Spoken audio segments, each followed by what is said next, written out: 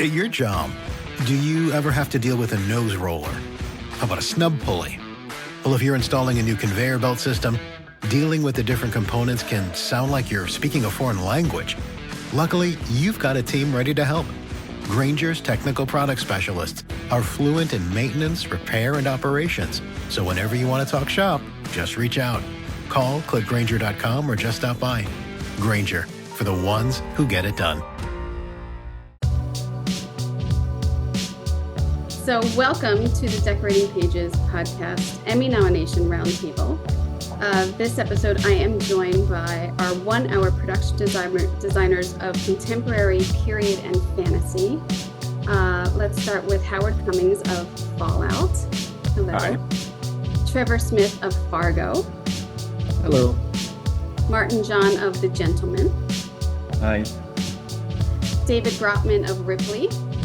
Oh. And Helen Jarvis of Shōgun. Hello, Helen. Hello. Thank you all so much for joining me in this. This is like a dream come true to talk to like so many talented people at once, and like, you know how I love to dork out. So thank you all thank you all for doing this.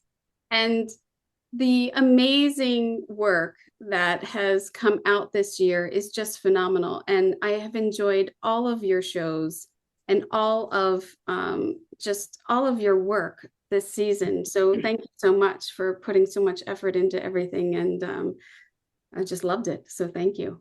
And I'm obviously the voters have too. I wanted to start out with just a general question. What was a show or a film that influenced you to get into the business, to be a designer? Can I start with Helen? Ladies first, maybe? Oh, I don't know. I think it was actually a play.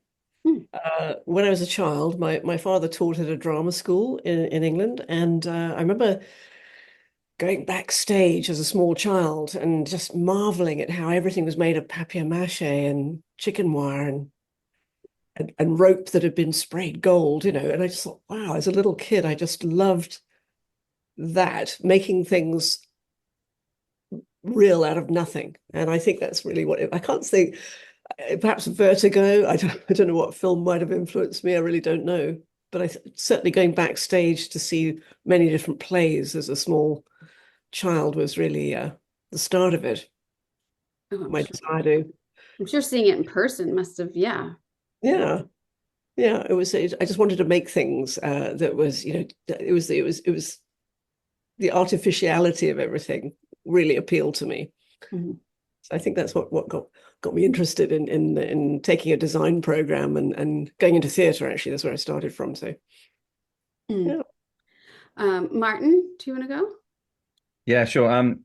When I was sort of a teenager, my parents took me to see Towering Inferno, and I just loved the whole. I was so involved in the world and how glamorous it was, and you know, these people stuck in this building on fire, and I just loved the drama of it, and I just wanted to be part of that whole, you know, make believe. So I think it was that film that really got me excited. You know, I didn't know how they could do it, and I just really, really loved it. Yeah. Again, like the magic of it. Yeah, it was totally. I mean, when I was an architecture student, my dissertation was on Oscar Deutsch. He was the founder of Odeon Cinemas, and he once said that you know, going to the cinema is a fur coat which everyone can afford. And it was that beautiful fantasy of going to the cinema to lose yourself and to go somewhere where you couldn't go in real life. And I think Towering Inferno just took me there. Wonderful. David? The Godfather. I was, you know, I started as a theater designer and no intention of doing anything but pursuing that career. And I was just so taken with how beautiful it was. And again, being drawn into a world. And I didn't make the transition immediately after that, but that's what I held in my mind's eye as I started working as a production designer. Yeah, well, I feel like Godfather influences so many Yeah. people in Yeah. so many ways. That was an easy one. Yeah. Trevor? I think for me, my answer would be Barton Fink, the Coen brothers.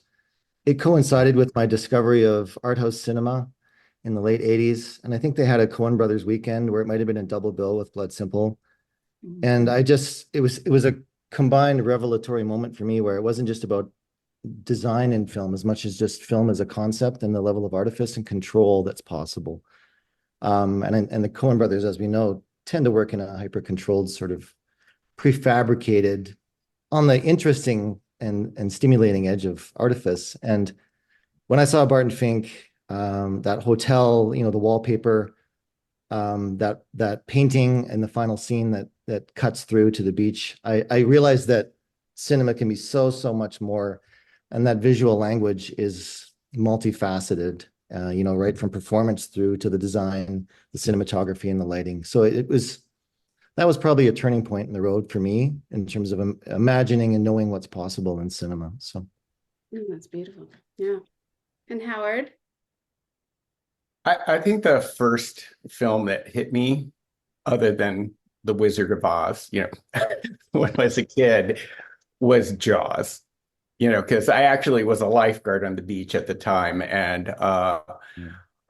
it was a movie that grew on me, and I began to appreciate more and more the more I rewatched many times. And I remember I had an interview with I think at the time he was 21-year-old Bryan Singer, and Bryan said, "What's your favorite movie?" And I went, Contempt by Godard, which actually is one of my favorite movies. And it was such a preposterous thing. And he said, "Mine's Jaws." And I went like, "Oh, you're right. Jaws is so much better." And I was, and so I think just how that movie shot. I mean, it looks like a 1940s movie. When I look back at it now, it looks like, the way everybody talks and acts, but they didn't have a lot of money, but the, sort of pace of it, sort of the, all the really difficult things they had to go through to shoot it. I think, unfortunately, I like all that part. So, I seem to gravitate toward movies that cause me to have to climb things or go underwater or something. It's like probably should take it easy, but I don't tend to do that. So well, it invoked emotion in you, and it probably made you like it did, and yeah, to physically do something like that is and connect with the work and in this very physical way for me is really gratifying.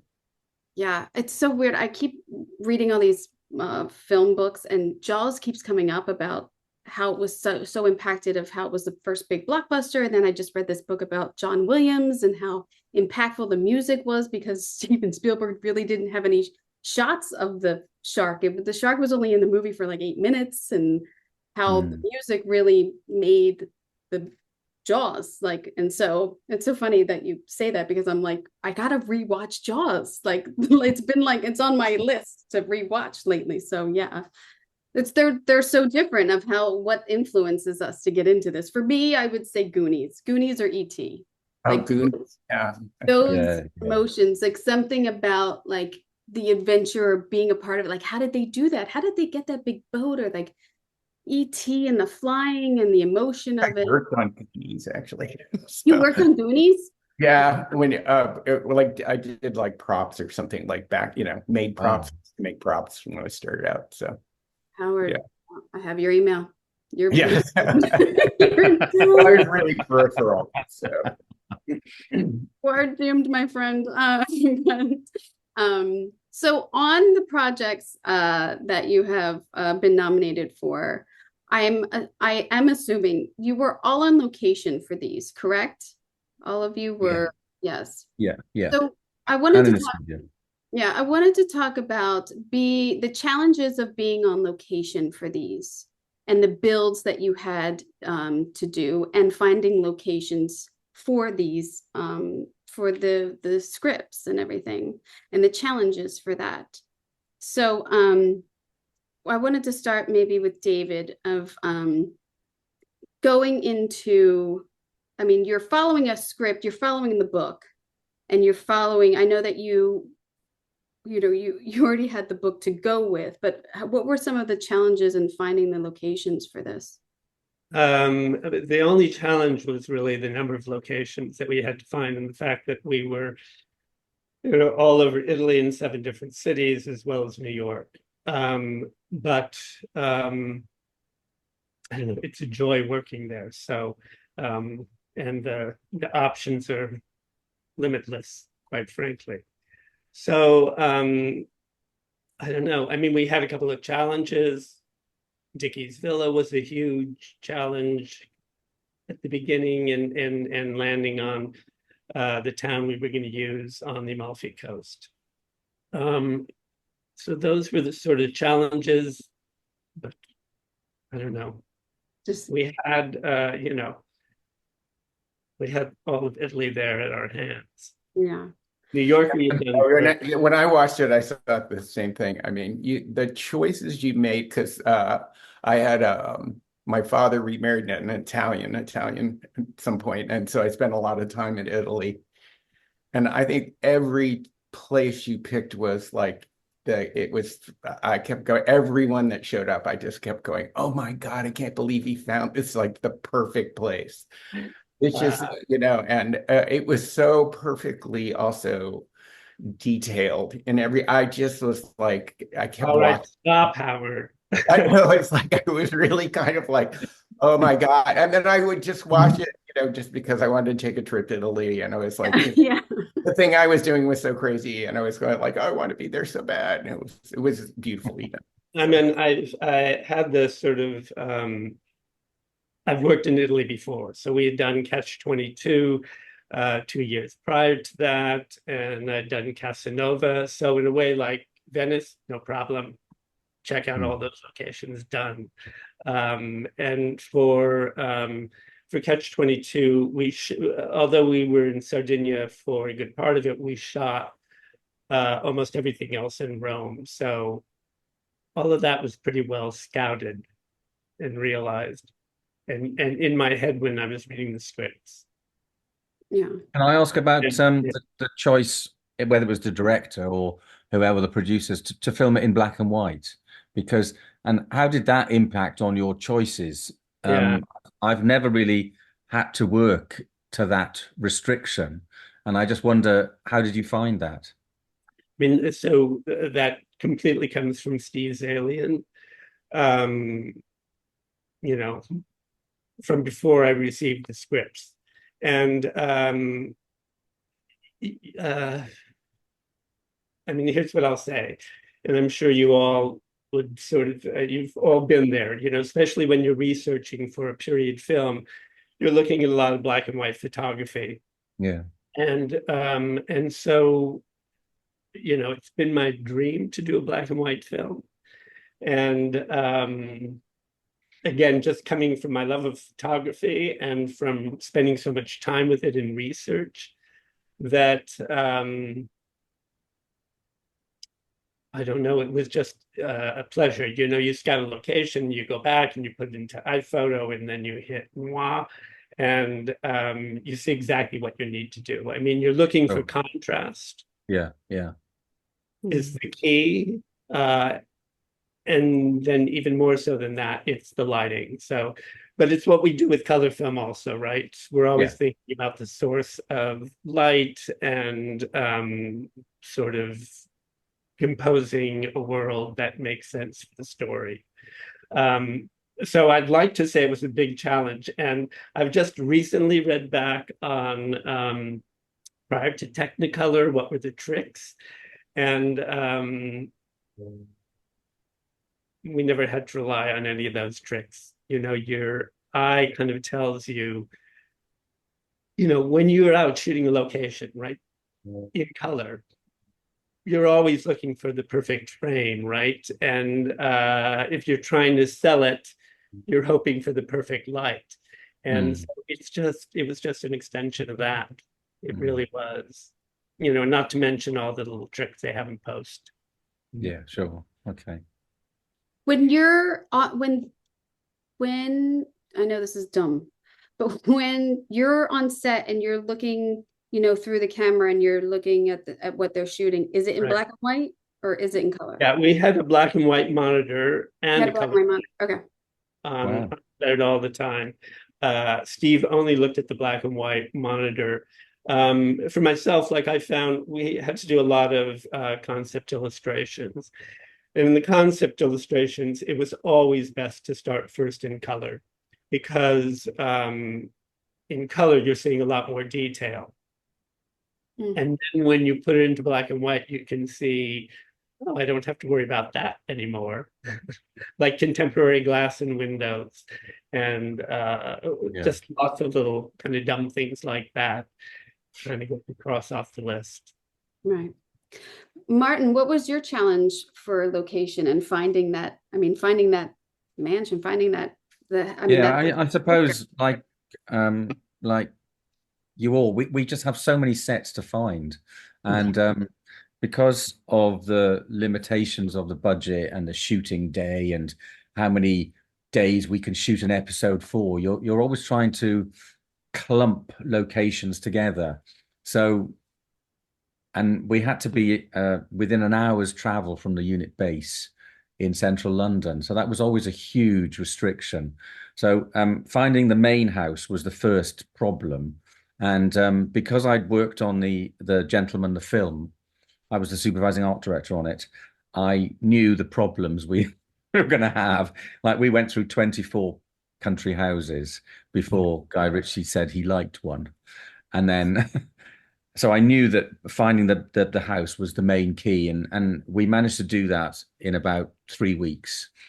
But I couldn't get one near London. So we had to make the decision that it was overnight to go to this house. So by doing that, we had great exteriors, great vistas, and great architecture around the house. But we couldn't really go in the house at all because we couldn't afford to put the crew up to stay there. So then I had to find rooms or build rooms that were likable to the architecture of the house. And we're talking about Badminton House, which is like 1750, 1800 by the time it was finished. And they'd all been on the grand tour around Europe. So everything is hugely fabulous and ornate and silk wall coverings and, furniture by God knows who, but it's just amazing. And collections, they had so much money in the days, these aristocrats. So to match that was the biggest problem. And the house then became 5 locations, and then it was getting availability. Because you know what it's like. Your actor is only in for 3 days for this episode, but he's in that scene, and then trying to We're meld always it available. together. I don't know what the deal is. What's the deal? So that was the big problem. And then we had a studio, and I had to try and cram all these extra sets into the studio and build them in enough time. And yeah, it's just we all have to do that. It's such a puzzle these days. And I think getting the 5 or 6 locations and the set builds to feel like they were seamless for the Halstead Manor was the biggest issue. And I spent a lot of time going back and forth and being shown locations which weren't really good enough or didn't fit or didn't allow us enough scope for an 8-episode series, because we only had 2 scripts when we started. That's the other thing, scripts, they give you 2 and they say, yeah, we want to do this series. And you have to sort of like put a design, a footprint together very, very quickly, which is then going to take them for the next 5 months. And you needed to have scope for everything. Were the doors in the right place? Were people going to fall through windows? Whose heads going to get blown off? Where are the baddies going to come? How do they get out of the space? So it was always, you have to just build in, when you're looking at locations, all of those sort of like parameters, and hopefully experience allows you to be lucky, I mean, Howard, with your builds, were your locations, I mean, I'm assuming you had a lot of builds on location, like big lots? I don't know. I don't know where you built. It was there was a lot of sets. Yeah. Yeah, and when I to to amplify what Martin said, yeah, when we started out, I didn't know exactly where it was set. It ended up being, we were in New York. I was working on it was kind of weird. I was working in development on another project that had been on for about a year, and I had a crew, and then all of a sudden that kind of, oh, it's not happening, but yay, we have this other script.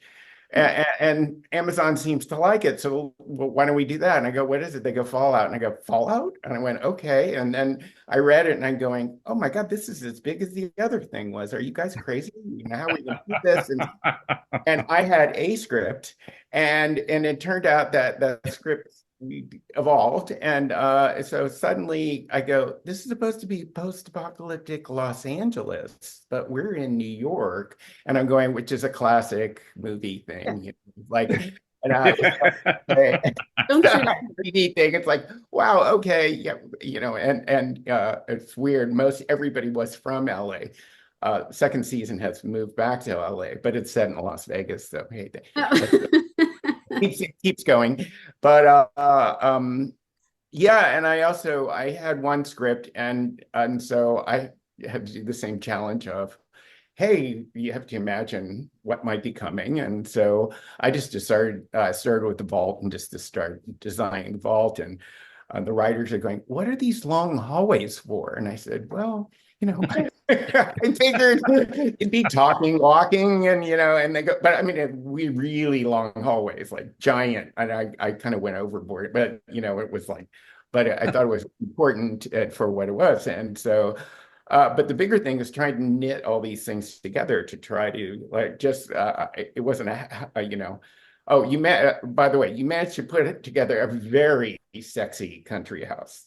Like, I think probably better you didn't go to one country house, because it was a super sexy country house that and it came together very well, because I could take all the best bits. You took all the best parts, and I think it ultimately served you well, because that was the sexiest country house I've ever seen, and it was like also sexy people. It was great. So, and this was like, okay, it's post-apocalyptic and it's Los Angeles. And we did manage to shoot a few things in the city, but then we had to go out to upstate New York, and then to up to Westchester and Long Island. And who knew that there was a cave in, I think it's Roslyn, New York. It's right below Woodstock. There's a cave. It's really amazing cave. And it's not really a natural cave. It was the mine for the cement that made the Brooklyn Bridge. Wow. And the guy who dug it out engineered it with columns to hold up the interior, so as they dug it, it wouldn't collapse on them. And it is stunningly beautiful. And they use it for concerts and things in there. Wow. And I'm going like, wow, who knew? And so you can find crazy things in New York like that. And also there was one place, there were all these buildings in water, and it was a quarry, and it's called a place called Verplank, also up that way. There was a quarry that had flooded, and all the buildings were in the water, and this was perfect for me. And I was going, yeah. And so we, everybody's shoot it. But it's like trying to convince it. It wasn't quite an overnight, but they were really not happy with me. Like, I'm going, well, but probably the most extreme was we went to Namibia. Like, I know it was like, and it was weird. We went to Namibia for when Lucy comes out of the vault and she gets into the post-apocalyptic world. That's Namibia, and it was fun, because I'd been working with Jonathan Nolan for a while on Westworld and stuff, and he found that place like years ago. He said there's this place called Kolmanschlap. And it was a mining town, a Beers diamond mining town that was built around the turn of the century and sort of closed down right after World War II. And then it just got eaten by sand and this giant sand dune. Now, a whole coastline of Namibia is all sand dunes, and they directly hit water. It's very dramatic. It's beautiful. In New York State? Wait, where are you? Oh, no, this is in Namibia. Where is Namibia. Namibia? Where is Namibia is above South Africa and Yeah, Africa. Africa, We West went to Africa. Africa. So, and then we also went to Utah to Oh my God. the Bonneville Salt Flats. So at one point, Wow. I was a little frazzled because we were shooting in New York. We put up a digital stage called a volume. So I had a virtual art department. I had the New York art department. I had the South African Namibian crew, and I had the Utah crew all going at the same time at one point. And so I was a little harried, and at the time it was like crazy, but Namibia was a blast. It was great. I mean, it was no one had ever shot there. There was a documentary about the local hyena population. And they were unusual because they're blind. And the reason they're blind, they aren't born blind. They go blind because 40-mile-an-hour sandstorms every afternoon, pretty much. And there's pictures of me where that's why I was saying I unfortunately have this tendency to do crazy things like this. So and it was also protected. And the blind hyenas would come up on you. And and they were big, you had to get away from them if you could. So, I mean, it was nuts, but it was really beautiful. Beautiful in its ruin.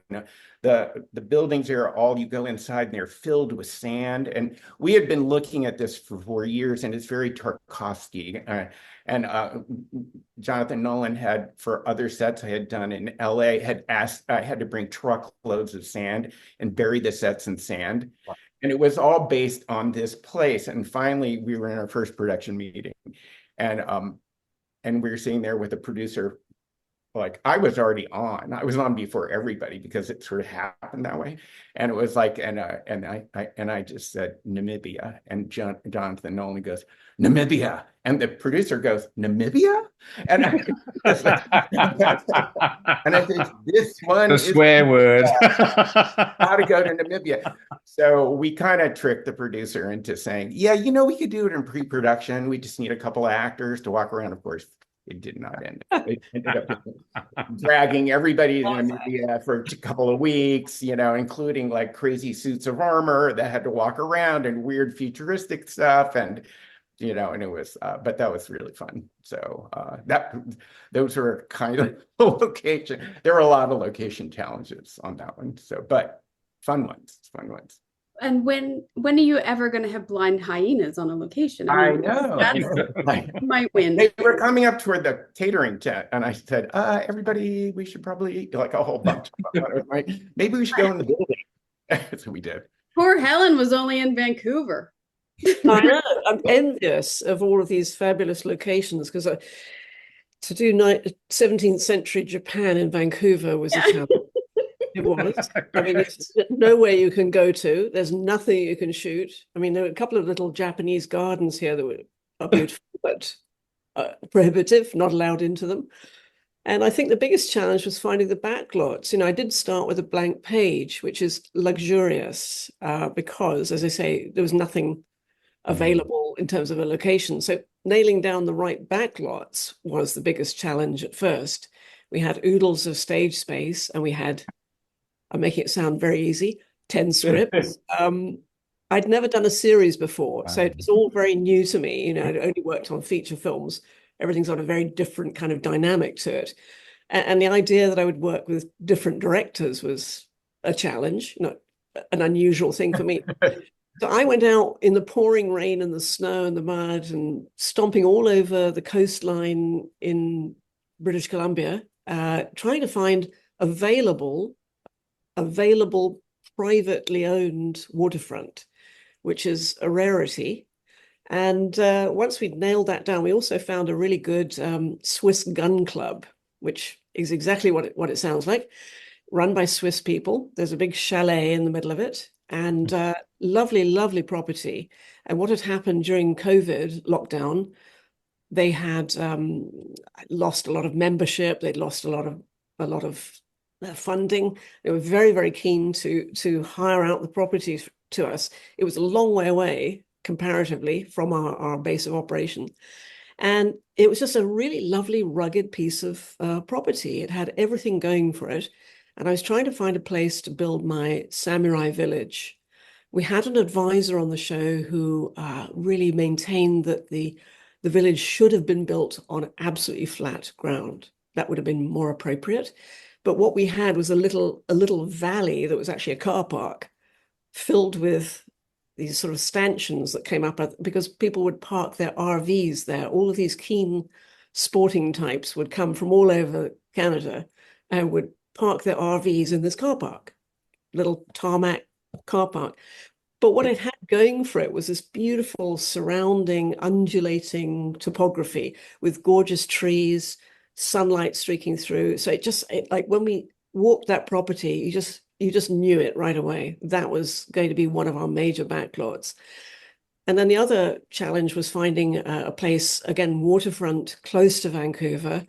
There was a disused cedar mill that had been out of use for 10 or 15 years. And they'd built a man-made inlet where they'd actually loaded up barges with cedar chips back in 1905. It was put together. And that, I mean, I was literally up to my knees in squelching mud with a snowstorm and looking around this property. It was like a sea of massive machinery. And the fellow showing us around said, "Oh, don't worry about this. We can get rid of that. That'll all be gone." I go, "Right, okay, I've heard this before." And he was very true to his word. They had a real strategy for removing massive, I'm talking stuff that's like 60, 70 feet high, big conveyor belts. But what really did it for me was the inlet. It was a beautiful little inlet. And I thought, well, the coastline of Osaka City is very convoluted. There's no actual one particular harbor. So I thought, well, we can get away with, this being a finger, a little part of the harbor, and we could build our town around that.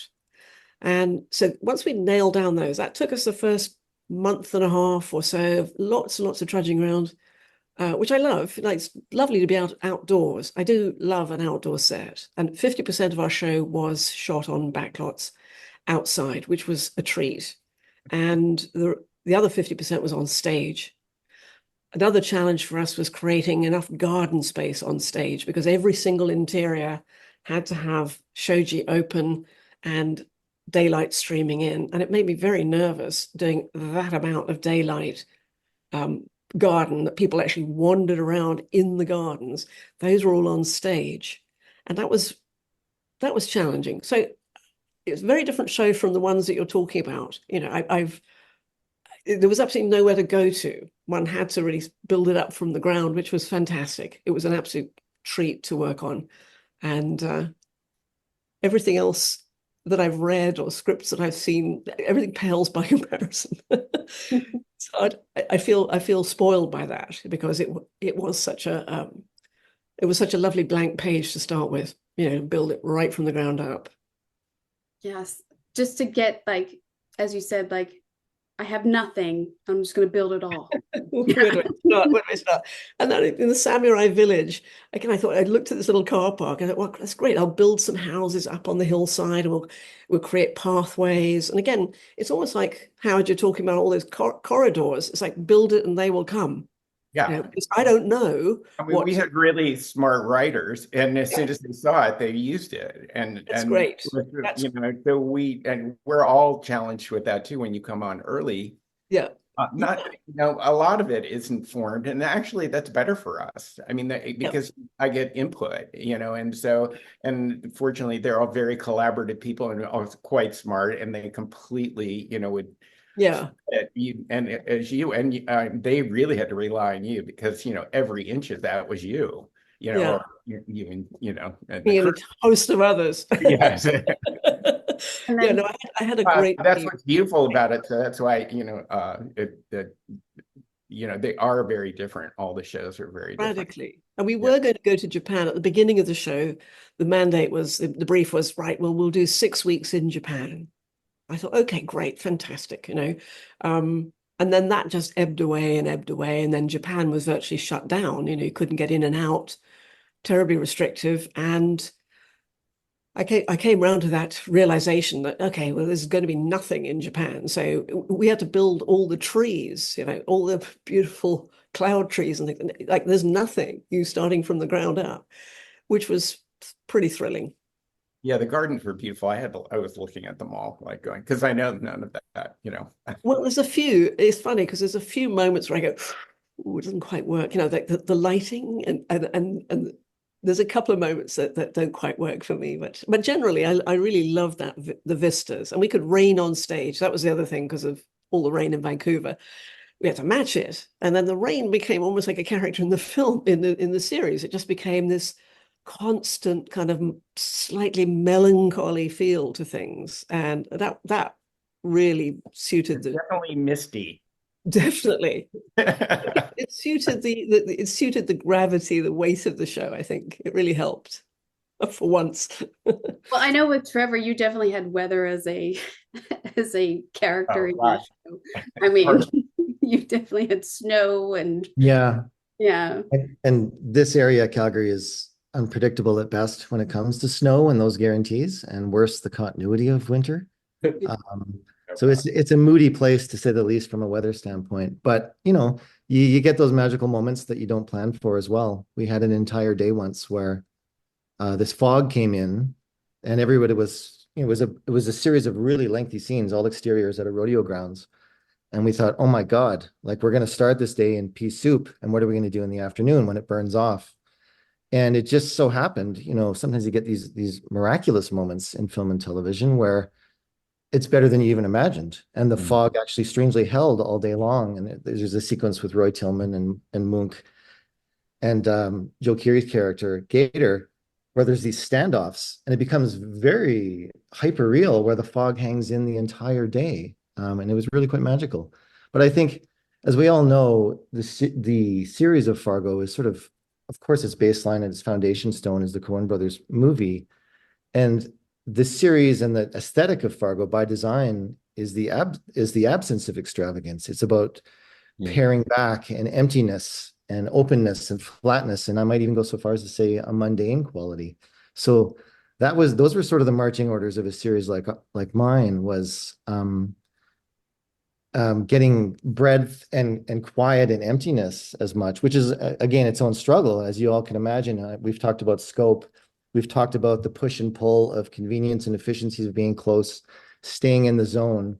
And it goes without saying that most modern cities, including my own here, don't look very good because they've essentially flipped themselves over. So to get that tired mid-century Americana and those big wide open spaces without modernity to the level that you might desire, you have to go further.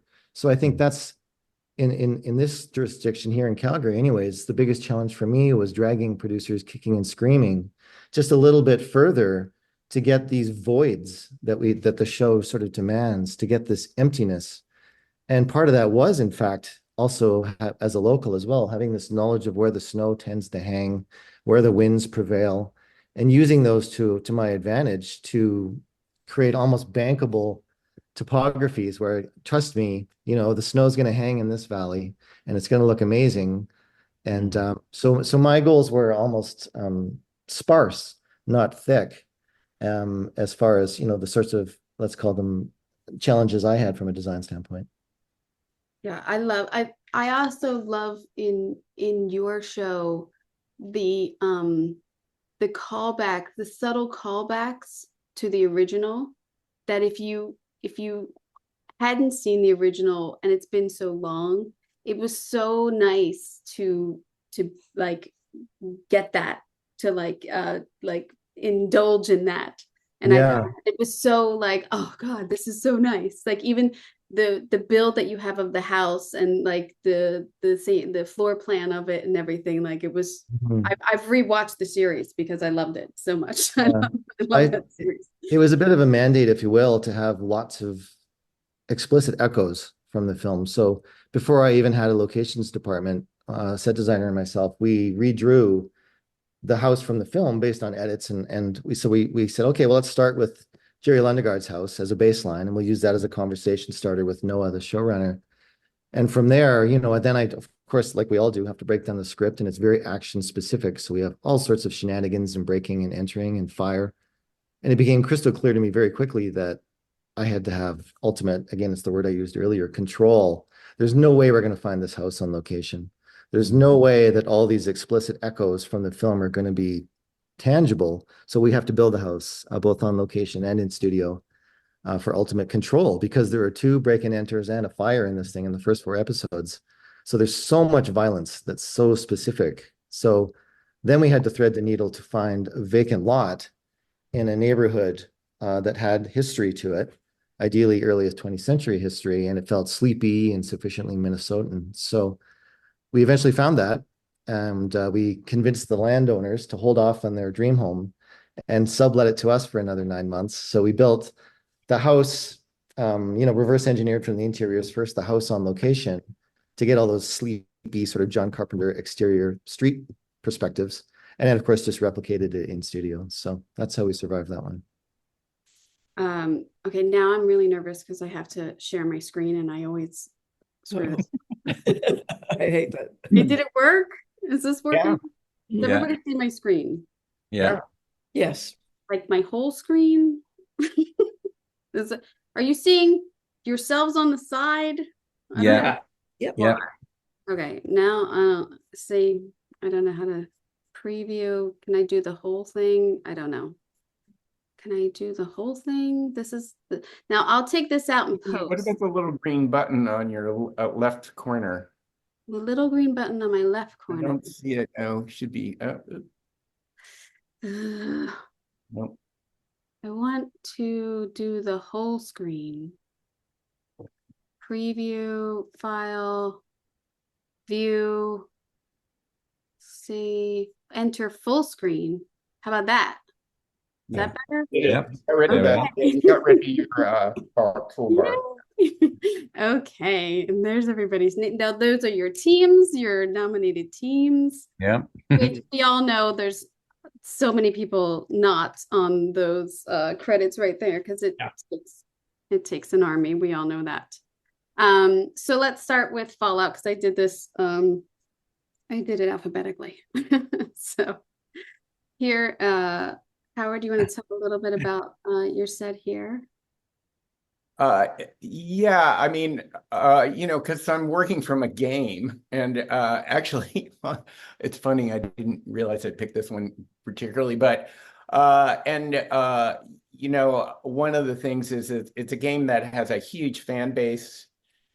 You can go on YouTube. I really researched it by going on YouTube, and because I can't play the game, I'm not good at that, and I could never get beyond the level. So I basically watched other crazy fans. They do entire produced shows, and they analyze everything, the history and everything. And I was kind of overwhelmed at first, and then I realized, oh wow, I have the critics of this. It's going to be, I don't know how am I going to win these people over, but as I got into it, I began to like it because it's goofy and there's I've been doing, and I was working with a group of people. We had done Westworld, which is sort of the opposite of this.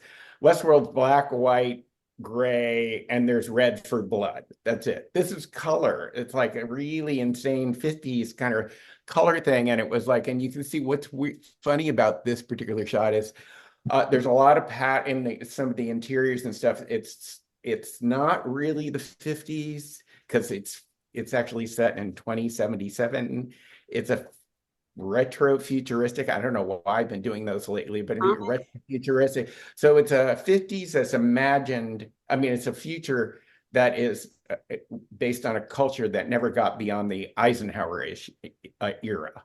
And so there's atomic things, there's all these crazy things. So it has its own thing. So the furniture, particularly in this, was there's an exaggeration to it. We actually had flashbacks in the show, and Regina Graves was the decorator. Actually, Regina Graves was the decorator, and Laura Ballinger Gardner was the supervising art director. And we had done a project, the polar opposite of this, called the Nick for Soderbergh. And it was like, I actually, when I talked to Soderbergh about the Nick, he he doesn't like to talk about stuff in a way. It kind of like he wants you to come up with stuff. So he doesn't talk it out. You know what I mean? He's not one of those kinds of directors. But he did say to me, he said, on that show, he said, if I could do this in black and white, I would, but nobody will fund it. And David got to. So what I did was on that show, I just did everything black, white, gray, brown. You know, and I worked with Ellen Mirage, the costume designer, and we got together and made a palette and stuck to that. Whereas this was just insane, and I had to go to Jonathan Nolan, who really dislikes color, and I go, it's colorful. What do I do? So actually, in this one, there's insane wallpaper, and this was our first kind of set like this. I actually had the scenic glaze the heck out of it because he had a physical reaction to it. I went, I can fix it. And then but after that, after we got into it and we kind of understood what the style of it is, because often when you're shooting, you don't always know what the style is. I mean, that was a thing actually with Soderbergh, and I worked with him for like 11 years. I had to be on set all the time because he would discover what the style of the shooting was, and therefore the lighting and everything else that was involved in it. Like I worked on one show, and he was clearly shooting blank walls. Wherever he would aim the camera away from anything on the wall, and I realized I had to tell the decorator, we're taking things off the wall. He didn't say it to me. He just started shooting that. Then I started ranging furniture, so they were in weird placement. So there was actually a window behind them, so they weren't shooting blank walls, but it wasn't a thing. So it's interesting, the whole process of this. This was, in that regard, this was similar, where as we got into it, we embraced the insanity of it. And so yeah, and it's not one period, everything. So Regina printed, all the fabrics had to be custom printed because it was very exaggerated. And they also weren't based on, we would use references from the 50s, but we wouldn't stick to them, in that way. We'd amplify them somewhere. And I hadn't really done that. Yeah, this was this was a set that in the game, this actually didn't exist in the game. Oh, I was going to say on the actually, when the trailer came out, there were people who analyzed the trailer and they pointed out bolts with an arrow thing. They copied the bolt, and I was like, was that crazy? But right. Super fans. Fortunately, I was fortunate enough that our show wasn't based on one of the games. It was a new piece. So, and this specifically is a cornfield inside a vault, and it was scripted originally as. This first episode is bonkers, by the way. Yeah, it's pretty crazy. So there was crazy. This whole, you haven't seen at least the first episode. Yeah, it was funny. Regina went to the producer. It was like, it was right. We were in COVID still, and we went to the producer, and I was on.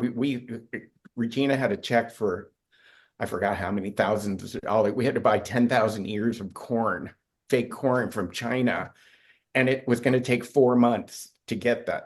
And so we were like panicking, and he was going, why am I signing this check? But to do all this artificial corn. And then for this, in the script, there was a giant room that they decided, yeah, it should be an acre at least of corn, which meant that we couldn't really shoot it in a studio. And it was scripted that the walls were painted with a like Oklahoma kind of version of Nebraska.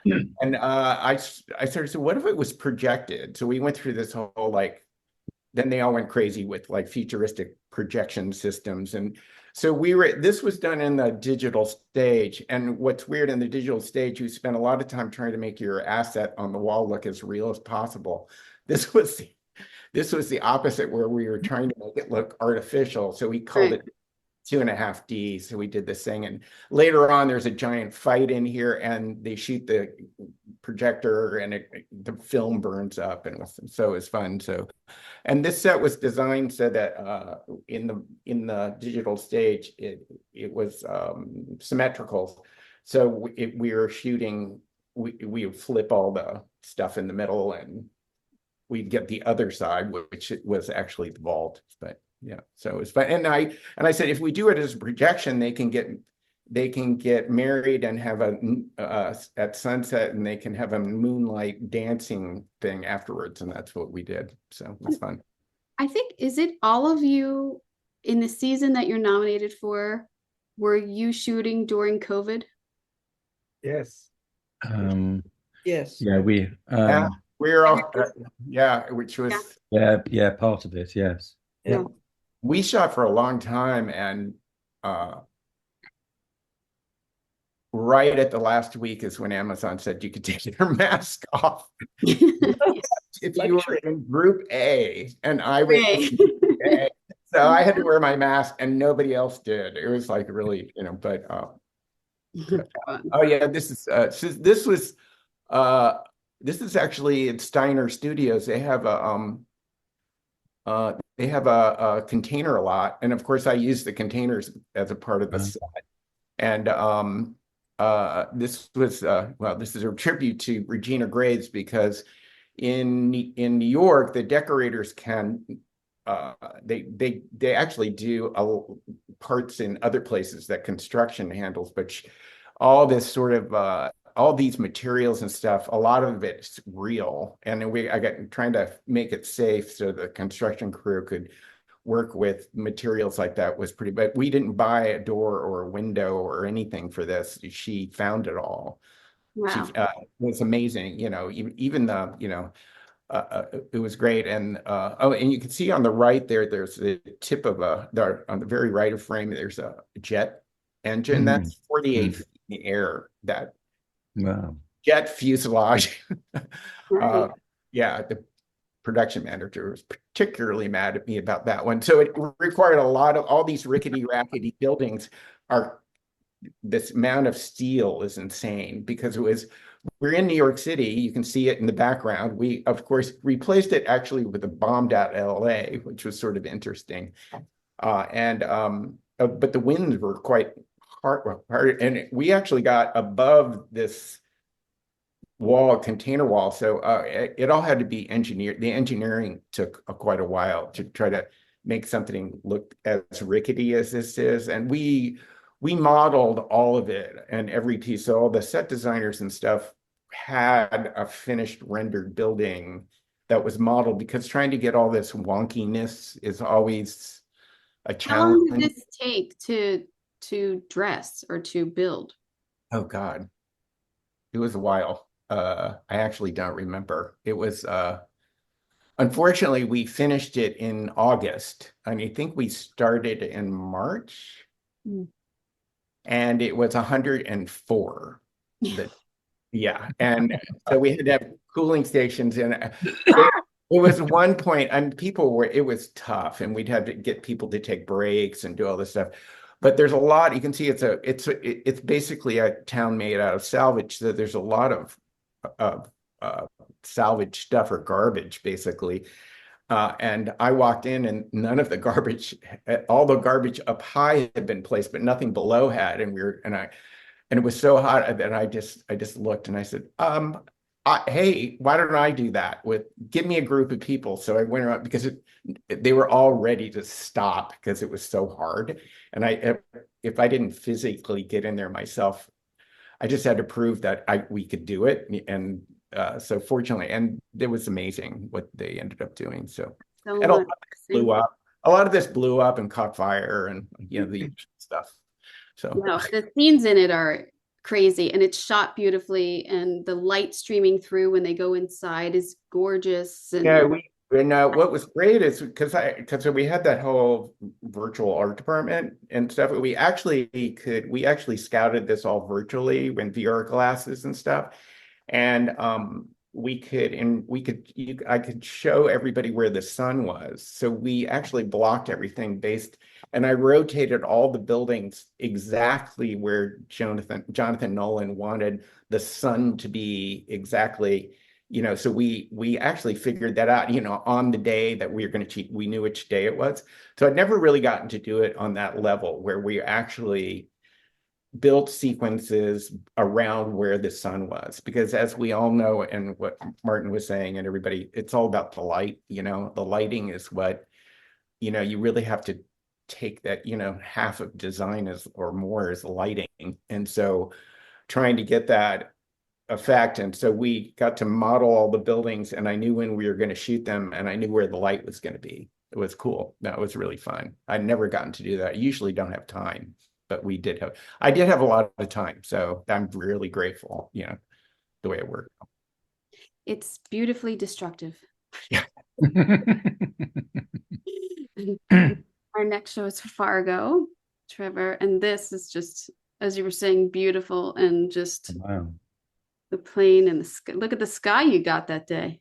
Yeah, we do good sky here for sure. But this photograph that I contributed really, I think, speaks to a lot of what we were talking about, where through your scouting process, you often come up short. Often it just doesn't, the set you might require isn't there, or is untenable or too costly, or just has too many compromises. So thankfully on a show like Fargo, I have the creative support to make sure to get it right. And Noah is wonderfully stubborn and specific about what he's after sometimes. And that can be both a blessing and a curse. But in this case, I think it turned out to be a blessing, where we drove all over Alberta, of course, distant locations, trying to find this standalone gas station, filling station, that has, again, four nights we shot of violence and interactivity on this lone highway. And the approach was as important as the actual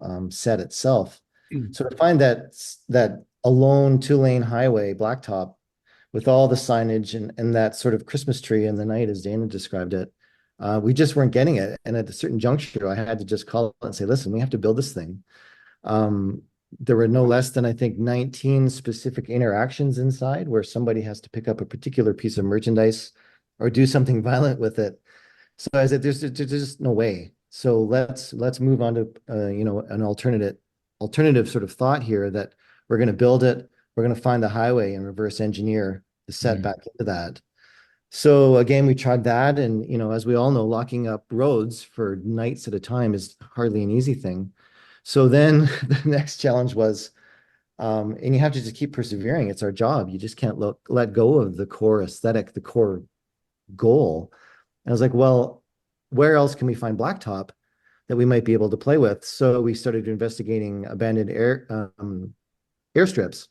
So I found an airstrip just outside of Calgary that was sufficiently rural, where there was at least some baseline pavement, if you will. And then we had to make our road. So we made 1 kilometer of highway, because Noah had all these long tracking inside the car oneers, if you will, to arrive at this beacon in the night. So I was like, okay, well, we're going to now build the highway, drive past this, have the state trooper spot them, do the lights in the back, and do that all as an integrated space. So the set was ultimately 1 kilometer long, with this filling station in it. And of course, we have all the running in the night. And that one shot that's my favorite, maybe of the whole series, frankly, is when Lamorne, it's his point of view, looking back out from in the filling station into the blackness of night. And it's such a pure cinematic image of the wilderness for me, where the light literally just falls off and the grasses are there. So anyway, I think case in point, we have to stick to our guns sometimes, I think, is the takeaway. And you have to just keep fighting and make a case for yourself and horse trade with producers about, okay, if I do this, then perhaps we can compromise over here to fulfill this particular dream. And it was really fun. And it was one of the early sets. And we had an imminent snowstorm coming. And Noah really wanted to get a sense of Halloween and weather shift in the series. So this was episode 1. So on top of everything else, we had this plan, we were underway, and they determined that they needed to pull it up in the schedule by 11 days. So the art department just rolled up their sleeves. Thanks. I can't speak highly enough about my art director, Nathan Blackie, and just staying calm, frankly, when I wasn't calm with this ask. And we just did it. And the graphics team just sat down, and they had scrums every morning about who's going to do what, aisle by aisle, product by product, what's getting blown up, and fast-tracked this completely 360 set by 11 days sooner than we anticipated in an always aggressive schedule. So I think for me, it symbolizes our fortitude as art departments. And I think we could all agree that we for better or worse, do amazing things under great duress. And this is a case in point of that, but I think when it all came down and we zoomed out and appreciated what we'd accomplished, I think we'd sufficiently protected the idea, which I think is a big part of our job, to set them up for success. So they had like 4 or 5 nights of action and activity here where they could comfortably control the roads, do all the things they needed to, and mission accomplished. So for me, it's a great symbol, I think, of when we as art departments are at our best. And sometimes, through a series of forks in the road and decisions and challenges and obstacles, sometimes the best idea wins at the end. And I think that's when we're all at our best. So I couldn't agree more. I think it's all about sticking to the idea and convincing people to support you. Beautiful. Yeah. I also included the house just so we could see. Ah, yes. Right. Yeah, so this was the lion house that we built. That was the vacant lot, and it had some really beautiful cottonwoods, or poplars as we call them here, around it that I fought hard to preserve. So we built around every branch we could, with the understanding that we had some. If you haven't seen the series, the house catches on fire.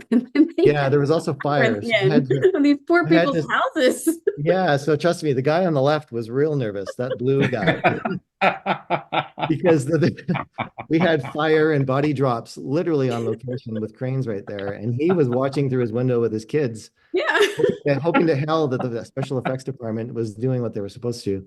You probably had to convince him yourself and go and tell him it was. Yeah, exactly. We Indeed, have to do that. There was a lot of glad handing on that street, I can tell you. The opening of our show, where we have a house that is all made out of glass and an atomic bomb goes off. And it was a period house, and I looking at it and going like, the window frames are all original in this house that was built in the 60s. And I went to the guy and I go, it's double pane glass. How did you do this? And he said, oh, I took all the frames out of the entire house, sent them to Germany, and had the glass made and sent back.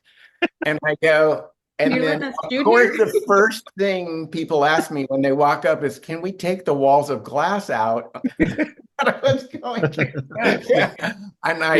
and we did, but it's like that. And the guy goes, it's okay. And I go, are you sure? I mean, I can't guarantee that I'm not going to break this thing. It was like, but he agreed. It was like in his perfectly restored house. And I go, it's insane. Yeah. Well, it's wild. As salesmen, what you have to do to like convince people, yeah, it's okay. We can do. Yeah. And I think we'd all agree a big part of our job is, I think, even if you don't totally believe it, you have to uphold a certain level of swagger and belief. Absolutely. As leaders, and you might be, it's a tightrope walk on a partial lie, but sometimes you just have to forge ahead, because if you stop believing, everybody else will too. And I think this was for me on this particular show, another one of those large forks in the road where I held my ground, and I'm so proud of myself for doing it, where I was like, listen, we're not going to cheat this through, 4 or 5 different locations and homeowners, living rooms. It's just not going to work. And that's when you apply your experience, when you've been down these roads enough times, particularly with action and violence, and where it's just like control is everything. And I think let's just put our budget in the right places and make sure control and the shot is protected at all costs. So beautiful. The Gentleman. I like the name of this episode. Tackle Tummy Boo Boo. Very And this must have hurt everyone's eyes. I mean, really. Okay, so there's a lot to talk about here. So this is the skunk farm that they have in the grounds of this country house. And I mean, I don't smoke. But I had to do a lot of research on skunk farms and what they look like, who has them, where are they, and I wasn't ever allowed to go to a one like this, but I got photographs of them because there's the dope man in London who who has fake dope plants, and he knows all of these rather fabulous characters, and he got me photographs. So, and there are shops actually where you can go and buy all of the hydroponics and the lighting, etc., etc., etc. So there's a wealth of information, but of course you have to design a set that works for the action, the violence, Right.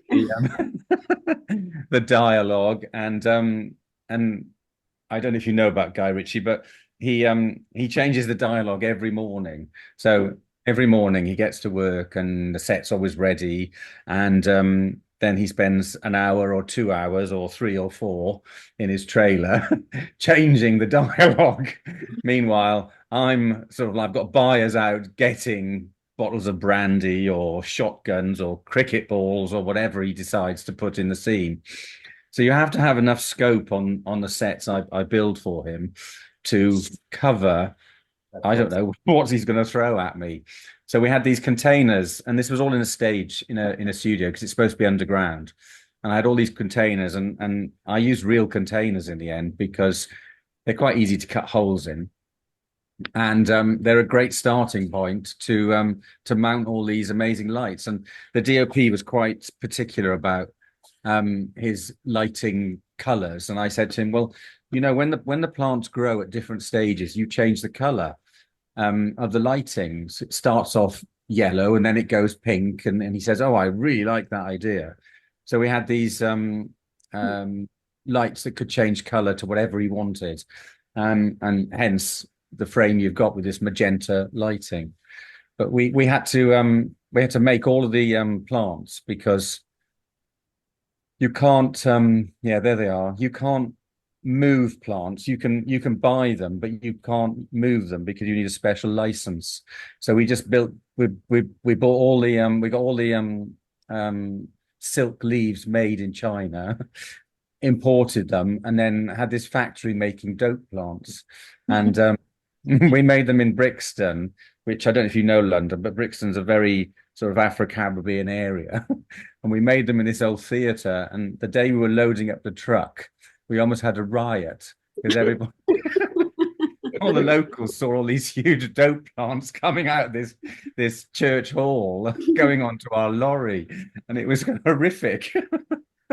But yeah, I mean, listen, it's one of the funnest sets really, and the most exciting to have done. And we put silver foil on the walls to give extra reflection. And the trouble with the DOP, I love using mirrors, and this DOP hates mirrors and he hates glass doors. And so I have to be very, very careful that I can pivot and move things. But we had to sort of age the silver foil down and use the back of it so it wasn't that reflective. In the end, he loved it. So it's convincing our collaborators a lot of the time that what we're going to deliver is going to look as best as it possibly can, and just taking them on a ride. And nowadays I just do what I think is right and live with the consequences.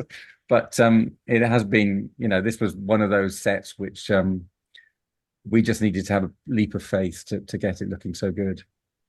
Well, yeah, I would think too that in getting it right, and we all know what it has to be, but sometimes like with the lighting like that, like the effect of costumes and the effect of, yes, everything, it affects so many other departments, but it has to be right. We can't falter just because, Exactly.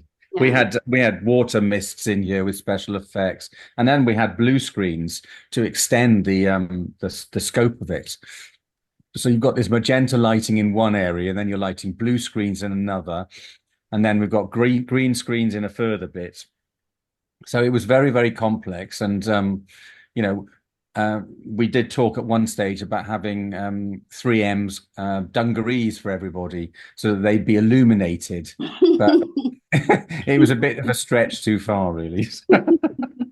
I'm glad we didn't do it. When I saw this magenta, I was like, oh my God, that's a bit out there.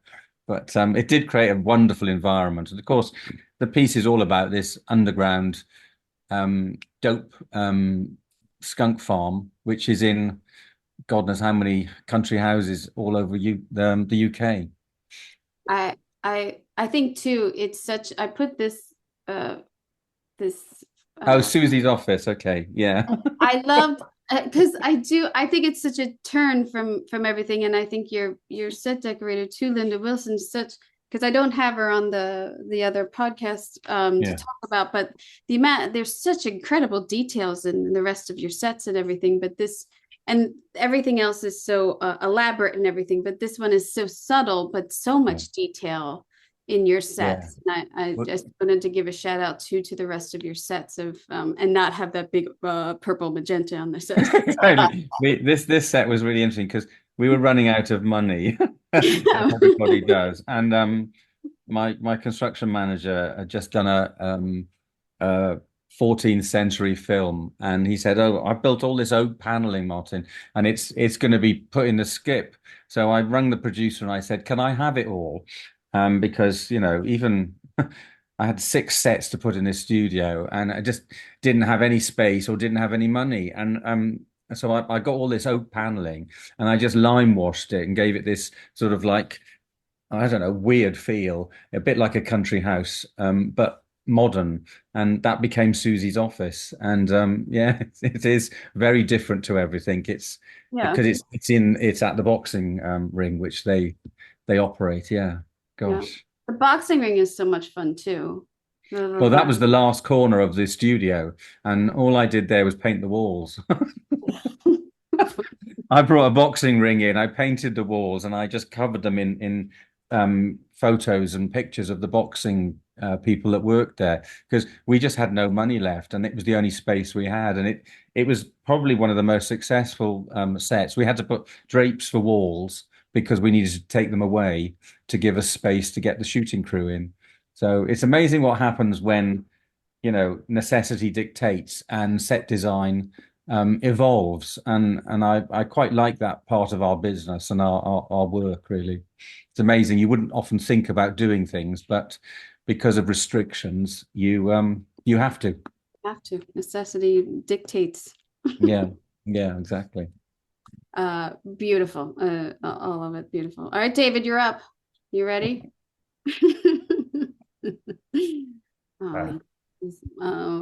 This is, of course, Ripley's apartment. Yeah. So go ahead, ask a question. Well, is this in Rome? This is at Cinecittà, stage 5. Okay. Yeah. And sort of a small bit of story. Tom's Rome apartment, as well as his SRO apartment in New York, were built on the same stage and only divided by a green screen. These were the first 2. Andrew went in, we did all the New York stuff at one end of the stage, and then moved over to his Rome apartment. A little bit out of continuity. I'm just noticing that door over there is like a closet with books in it. Yeah. Who signed that? That's like What's up with that? Yeah. It was in a palazzo apartment I saw along the way, and I just thought it was great. And in fact, and there's one at the other end of the room, and both of them were wild because other than the front door through the corridor there, we had to have more access into the set. So without pulling walls. So it was a door and it was a bookcase. And that fireplace is really interesting. There's a mural in the fireplace. Yeah, it's a fire screen. So wow, I didn't know. During the warm months when you're not using the fireplace, you put your screen, and that was, I mean, again, all this wonderful work by our decorator, Alessandra Querzola, our scenic artists. That little fire screen was, I had an image of a fire screen that I liked, and Paolo, one of the scenic artists, just whipped that up for us. All the beautiful sort of foam marble on the doorways. The doorways meant to be wood and then painted in foam marble. The parquet floor, all the wonderful, wonderful talent that we had. I have And I'll say, just going back to that, one of the tricks of that set was that I'm like a sucker for authenticity, and we scouted a lot of palazzo apartments. And this is based on one of sort of my favorite apartments along the way architecturally. And so laid the whole thing, drew it up, laid the whole thing out on the stage floor so that Steve, our director, could come and have a look at it. And, you know, with some folding chairs and tables. And Steve said, you know what, it's just too small. I said, Steve, A, it's what it should be. And B, if we make it any larger,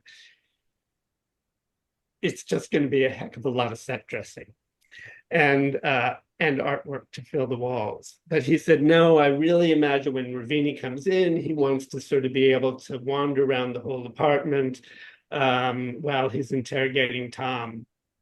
And so, you know, reluctantly, we made the whole space, I think, 4 feet deeper, 2 feet wider. Alessandra had to find a heck of a lot more stuff to fill the space up. And if you've seen the episode, Ravini walks in, he takes a seat in that leather chair and never gets up. So Yeah.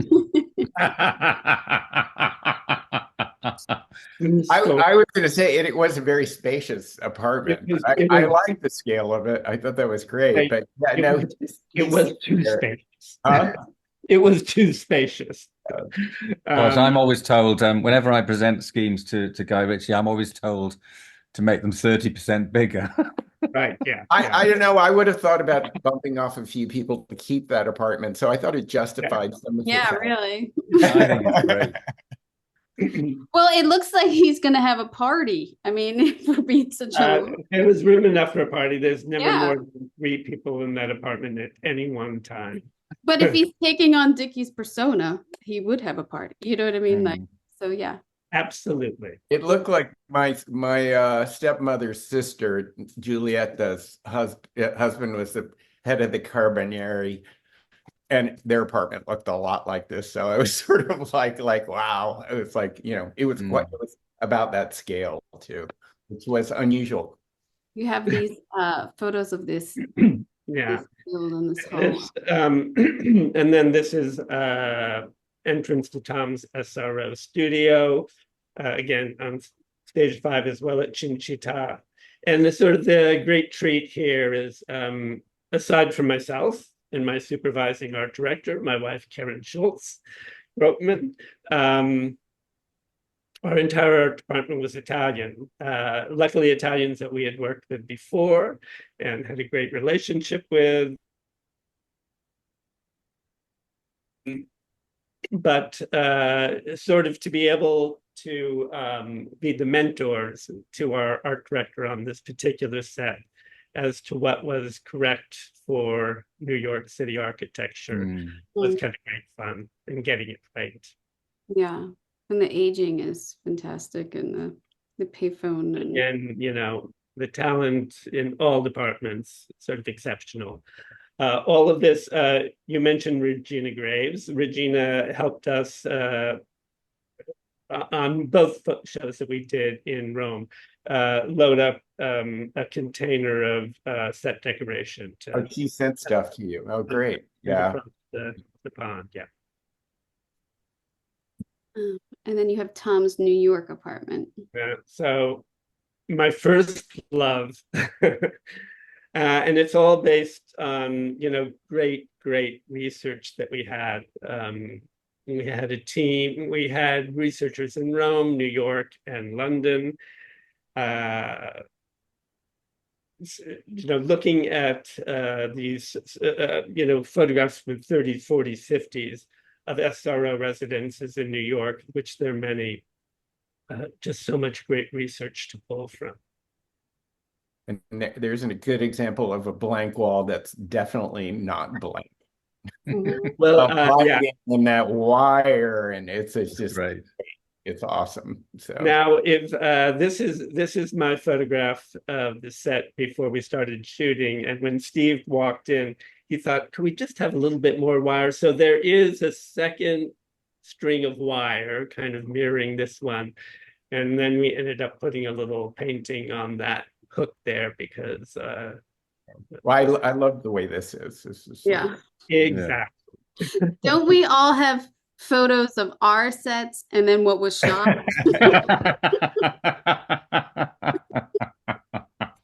Don't we all have those double? I know. Now, I have to say, to Steve's credit, usually he was asking us to pull back a little bit more. But if he wanted a second row of wire, then give him a second row of wire. Yeah. It's beautiful, beautiful, beautiful. And then Helen had to deal with the most simple of simple. It's so hard to do. Very hard. Yeah. Yeah, Helen, look at that. Look at those Yeah. moves. Well, there it is, and rather it's not particularly glorious lighting, but yeah, we had acres of garden, as I mentioned. Every time you turned around or went down a corridor or opened a door, you you needed to have quite a depth of a depth of garden there. Early on in the process, we were going to have a very large green screen around the sets on stage. That idea flew out the window rapidly, and we were given a little bit more money to do a painted drop. So what we did was we did about These painted drops, cool. we did about 350 feet of scenic cotton, painted in a very light, hazy, non-committal sky drop, which was our basic backing. And then also, to break that up, we built gates and encircled the sets with a stone wall in order to create a viable set to shoot into. And as you can see by the lights that are hanging there, not a lot of that sky was ever retained. But it was a starting point. And a lot of our gardens are, this again is a bit scruffy, I'm not sure when this was taken, but there's a lot of moss everywhere and a lot of gravel and very, very simple greenery. We had a really good greens department who could rapidly change over. We had to do a whole seasonal thing as well. We had to go into cherry blossoms, we had to go into snow, we had to go into autumnal colors, spring. This is just one corner of a set. This is actually what we were shooting into. There was one scene played on this Engawa, this veranda, and it was just a sort of background corner of one of our sets. Yeah, this again, not very well lit, and there's an apple box over there.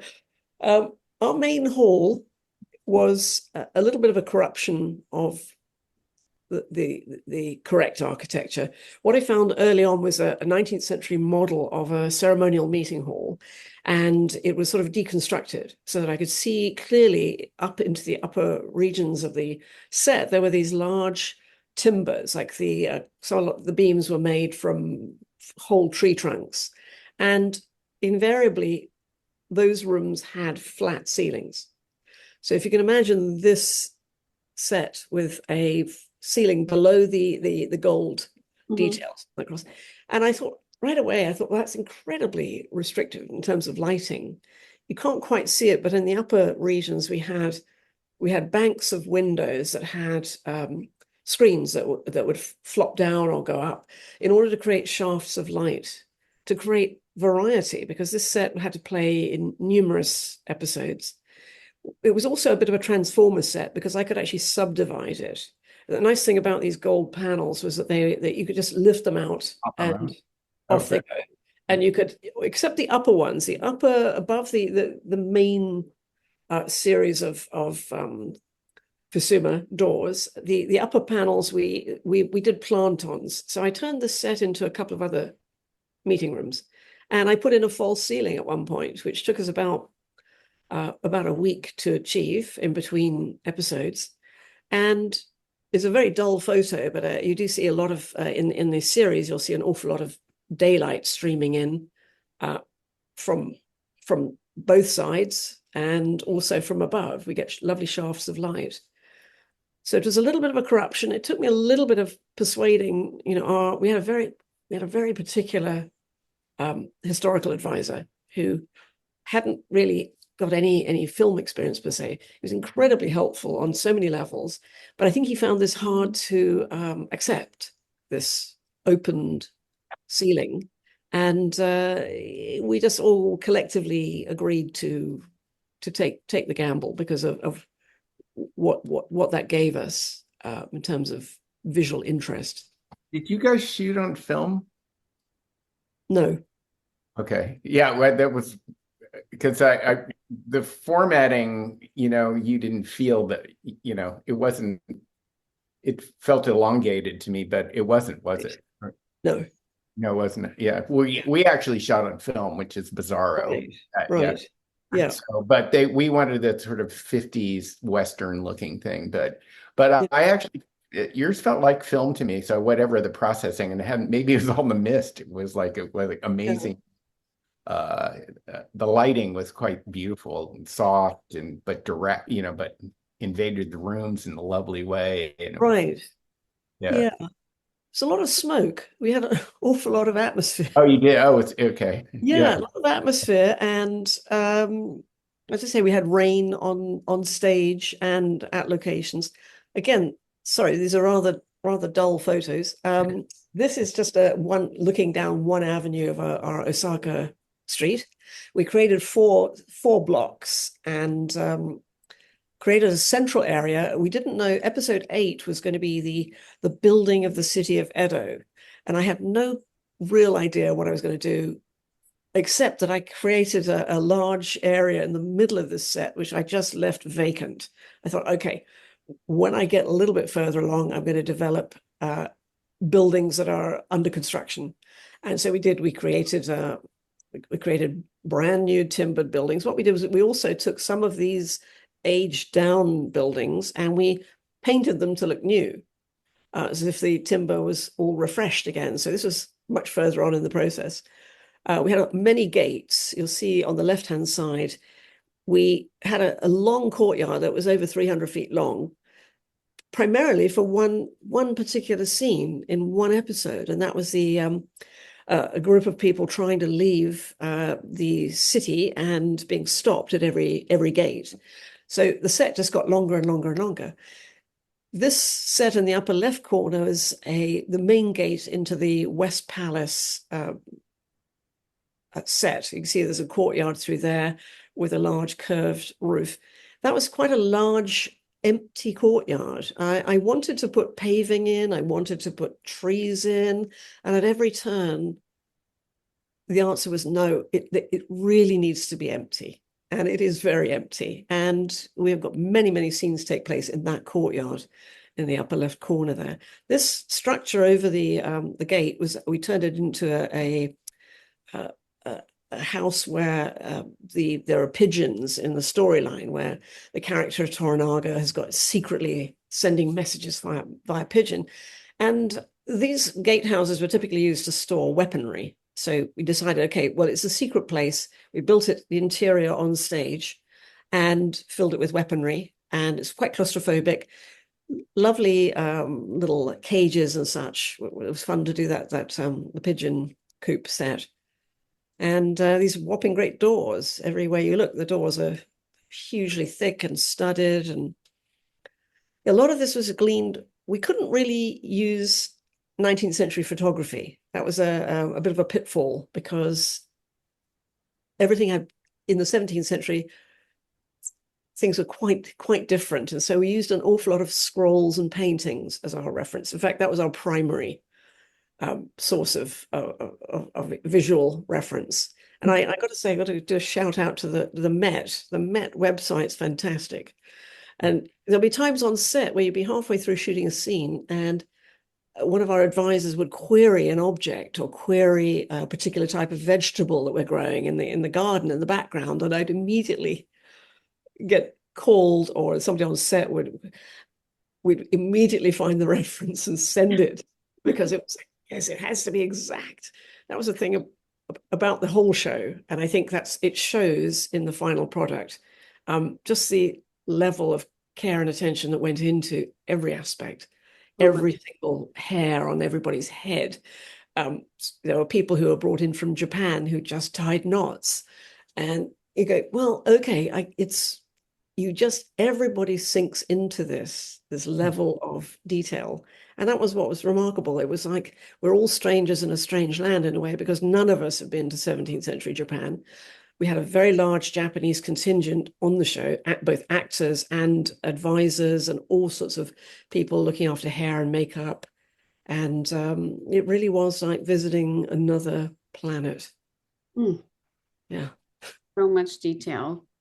And then I threw this guy in because finally, the very last set, and I rejoiced in this because there's not a single bit of rice paper in this set. And I just thought, wow, okay, so he's an old man, he's in bed, it's ambiguous, did he go back to England?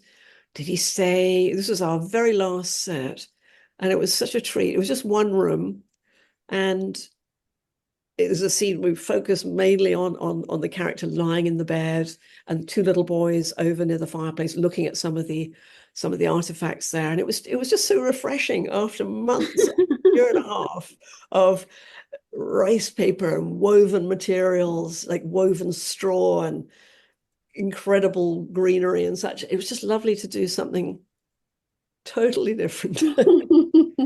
And it doesn't get an awful lot of screen time, but it was a fun set to finish and on. It's so plain. I mean, it's like, Oh yeah, no, it was sad to be, the idea being that he lived, and this would be late 1600s. Yeah, it was nice doing the floor, and I didn't pay too much attention to the ceiling. But the floor was a lot of fun, and building the four-poster and getting the fabric on the bed right. Again, it was a joy because so many of our sets were so spare. Yeah. We were constantly editing and removing and replacing. The very first time with one of our Japanese interiors, I had a vase and I had this incredible kind of beautiful, I cut them from my garden, this flowering quince. And one of our advisors went, no. And so I ended up with something that looked like a little jam jar with one thing out of it. Like, okay, that looks right. Okay. Setting the tone. Getting your head into that, the absence of dressing in a way, or just being super specific about what does end up on set. This was such a treat just to fill it and play around with real dressing. Oh my God. Well, it's beautiful. Beautiful. Well, I don't know who to vote. How can you vote for? So that's why we need to split categories. Everyone needs to win. That's all I'm going to say. Okay. Everyone needs. That sounds good. I'll go for that. And I did tie for war stories. To everybody's credit, I'm just going to say, those war stories aren't evident in the work. The work is seamless and meaningful and beautiful. So congratulations. Yes. I mean, you always want to say like, what was the hardest part? But Right. You always want to say like, what was your favorite part of this? Like, what was the most exciting thing about these projects for you? Helen, do you want to go? Like, what was your most? I think it was the very first dailies that I saw. Actually the camera test. I was like, whoa, oh my God. And the actors were so phenomenal. And the costumes and the sets they were incredible in the camera tests. Yeah. And I thought, wow, we're onto something here, That, and actually one of my favorite photos I took myself of the actor playing Toranaga in that gold room, which in the photo that you just shown looks incredibly dull. But that set just glistened, and it does. It made my heart flutter. I thought, God, I had no idea until the whole package came together. Wow. I'm not sure what the question was, but anyway, I'm gushing. No, that was it. I think we were really, really stretched, dressing, lots of sets all over the place. And we were doing the billionaires party where he introduces all of the aristocrats and tries to get them to build more skunk farms. And I remember doing a party years ago, and we brought a merry-go-round in, and everybody just loved it. All of the guests at the party just loved it. So I said, right, I'm going to get a merry-go-round in, and it was a nightmare because we had to put trackway down. And I didn't tell Guy Ritchie because I probably forgot, or I just didn't want to be, turned down. And so he arrived that day, and it was a night shoot, and I was just leaving, and he just said, I love the merry-go-round, Martin. That's great. And it was just, everybody was on it, and it was just such a joyous moment, actually. It was great. So I like the sets to have joy so that people that don't know what you're doing, they walk onto it and they just get it. There's a gasp and they love it. So that was a moment, really. It was great. Oh, that's awesome. Trevor? I think a similar, let's call it excitement that you simply can't replicate. Often for me, that first day of photography, where there's trepidation. I think if we're being honest with ourselves, no matter how solid of a bond we built with a director or a DP or a set of producers, you're always nervous. And as my partner tells me, anxiety and excitement are basically the same chemicals in your body.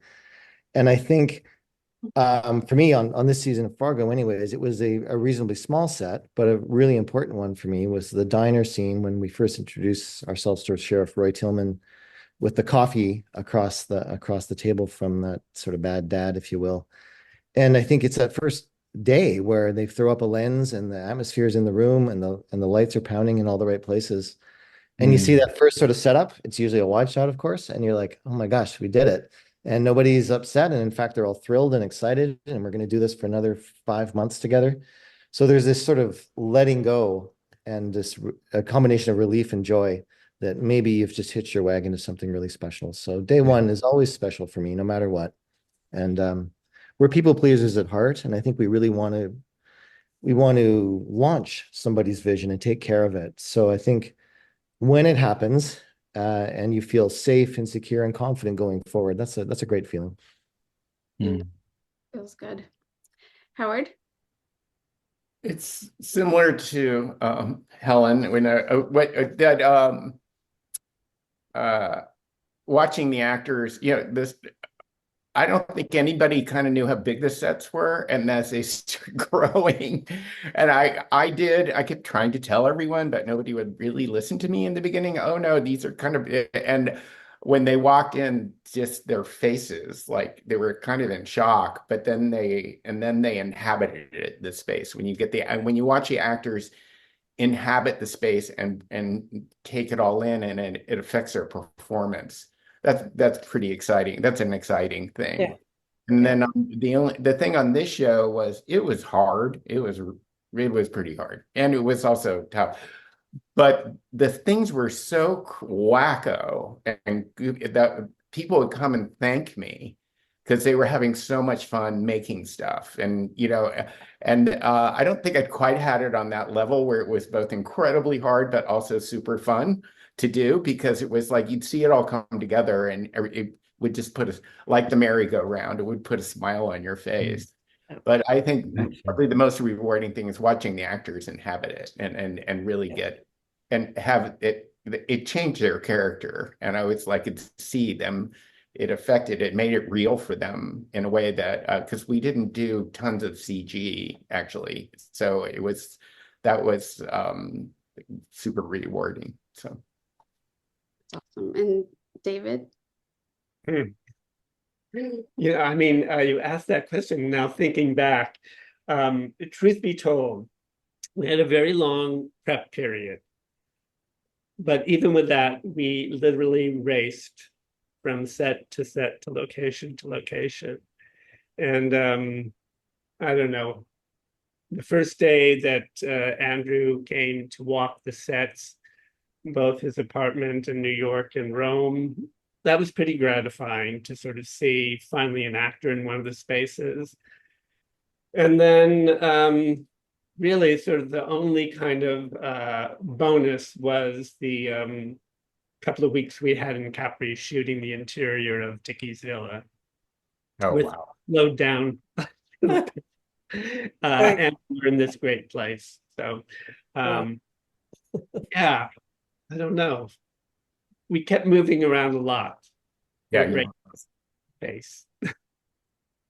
Awesome. Yeah, I mean, I do think that when the actors get in there and the camera's in there and it comes alive, it does still give you butterflies. It doesn't matter once your set comes alive. It is still magical. That's why we're here. Thank you all so much. I'm sorry if this went a little long, but I love talking to you and I love hearing about all this, and congratulations on your nominations. So well deserved, and good luck. I will see you there. So Thank you very much. thank you so much, and good luck. Good luck, everybody. Yeah. Goodbye. Thank you all. Great work, everyone. Bye. Bye-bye. Bye-bye.